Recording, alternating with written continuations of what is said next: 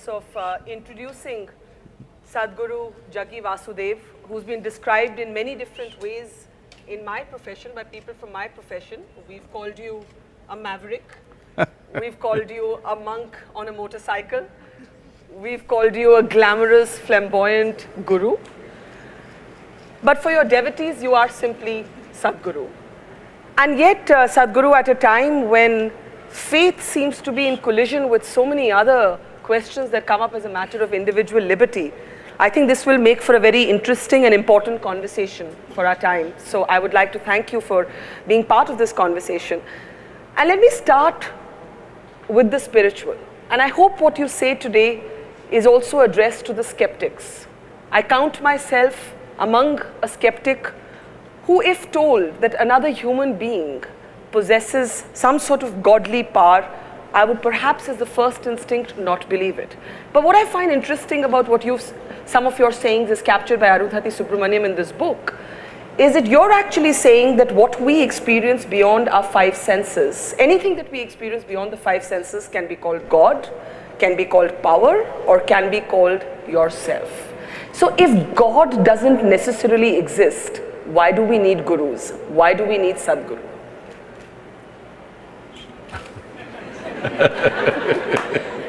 Is there my microphone? Okay, that's good. Do you drive in Delhi? Do I drive? Unlike you, I have a fear of wheels. So if you drive in an unknown terrain, Yes.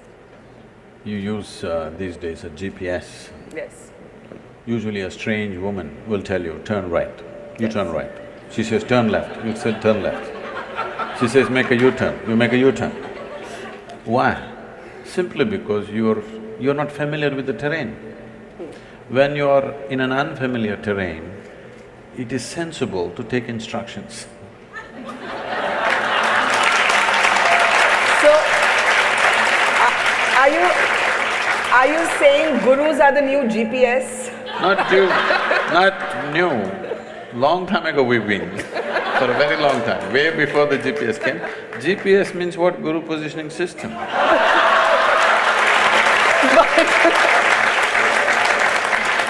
But you know, I have to say that while I don't drive, I've often sat in a car and heard that girl's voice on Google Maps, and often Google Maps does not give you the right advice. You can change it to your man's voice if you wish.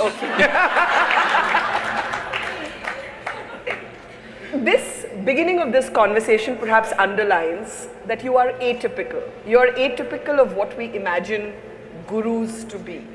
We expect people who don't crack jokes. We expect people who don't have a zest for life. Somehow all of our spirituality has traditionally been centered around giving up, around abstinence of some kind, abstaining from pleasures, from denying creature comforts. Why do you believe that the material can coexist with the spiritual? It's not that I believe, it's only because you have a body, which is your physicality. You have a life within. If you did not have a body, if you're disembodied, I'm not going to talk to you. Yes. Because with disembodied beings, you don't have conversations, okay? I know people… People do talk to ghosts. People are trying to do that these days. Yes. Because they're not in talking terms with the living, they choose the dead. Because you can make the dead speak whatever you want. The living will speak what they want. It's a big problem. It's a very serious problem in a conversation, because I will say what I want to say. But if I was dead, you can make me say whatever you want to say. But because you can do both sides of the conversation.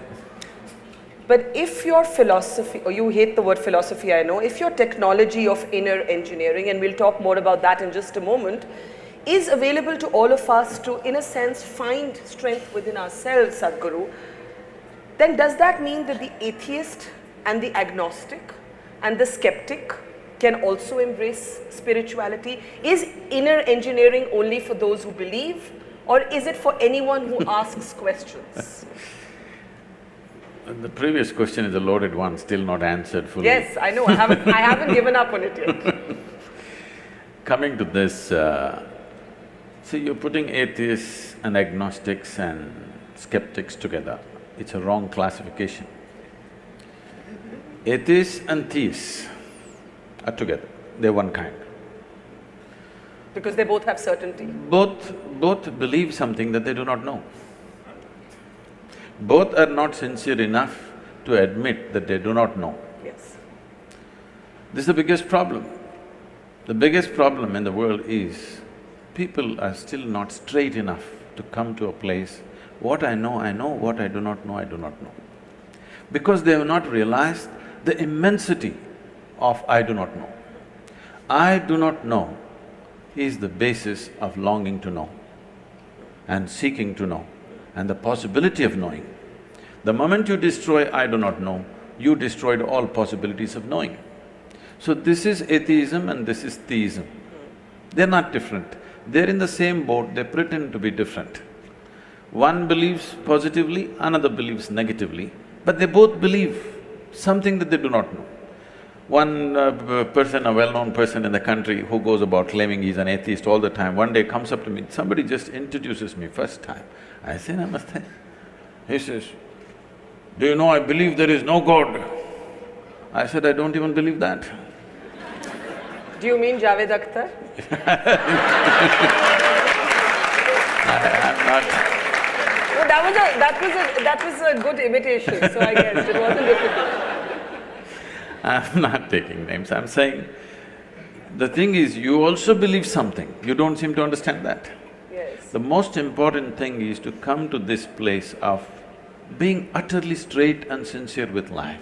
What I know, what I do not know, I do not know. If you come to this much, if you closely pay attention to everything around you, you will see with all this scientific exploration, we do not know even a single atom in its entirety, that's a fact. So what is it that you know, Sadhguru? Why are millions of people your devotees? Because you just said that honesty They usually is don't… about They admitting… don't claim that they're my devotees. What do they say then? Huh? What do they say then? Usually they claim they're meditators, volunteers and stuff. Okay, volunteers then. But there must be something they think that you know, because you just said that life is actually about admitting what you don't know. The corollary to that is there are things that you do know. We do know we are sitting at the Habitat Center Amphitheatre at this moment in Delhi. That we know. What beyond this, Sadhguru, do you know and what do you not know? I've asked you like in the question of more existence now.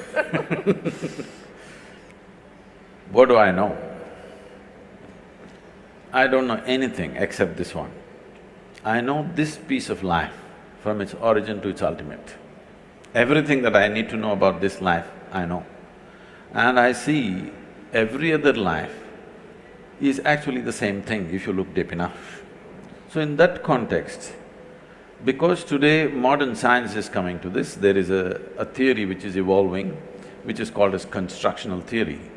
What they're beginning to say is, whether it's an amoeba or a grasshopper or a earthworm or a bird or an animal or an elephant or you or me, or the whole cosmos, the fundamental design is same.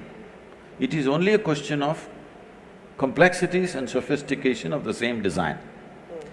So this is something always the yogic science has been saying, that if you know anda, you know pindanda, if you know the atomic, you know the cosmic. Because the fundamental design is same, it's only a question of complexity and sophistication of what's happening. So fundamentally, if you know this piece of life, you know everything by inference. But when you say this piece of life, do you mean yourself? Do you mean this moment? What do you mean by this piece of life? You are a piece of life, aren't you? Are you life or you're media? Are they mutually exclusive? No, because people have mediums, that's why I'm saying. I would hope I'm a flesh and blood person, unless somebody knows better. Flesh and blood you gathered, Yes, isn't it? yes. What you call as my flesh and blood, you slowly gathered over a period of time. If this much accumulation of flesh and blood, this much impressions have to be gathered, there must be something more fundamental, isn't it?